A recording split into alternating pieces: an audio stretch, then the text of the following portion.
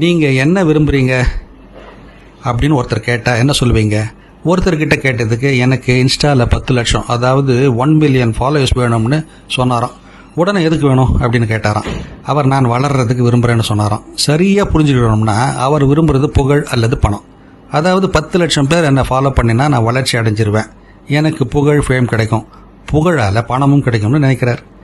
புகழ் ஃபேம் கிடைச்சா சந்தோஷம் கிடைக்குமா? அது உண்மையா?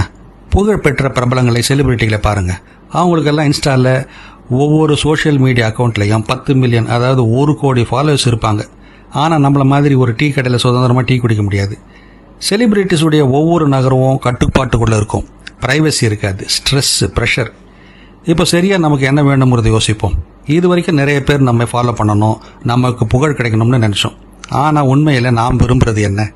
ஒரு அங்கீகாரம், ரெக்கக்னிஷன், செலவழிக்க போதுமான பணம், ஃபினான்ஷியல் ஃப்ரீடம், இல்லைன்னா மனசமாதானம், திருப்தி, இப்படி சொல்லலாம். இதுக்கு 10 லட்சம் ஃபாலோவர்ஸ் வேணும்னு கிடையாது.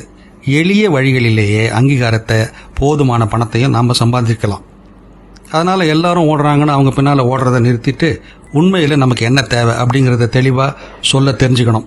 நம்ம விருப்பத்தை தெளிவாக சொல்ல தெரிஞ்சுக்கிறது தான் வாழ்க்கையில் உண்மையான வெற்றி அடைகிறதுக்கான விரிவான சிறந்த பாதை.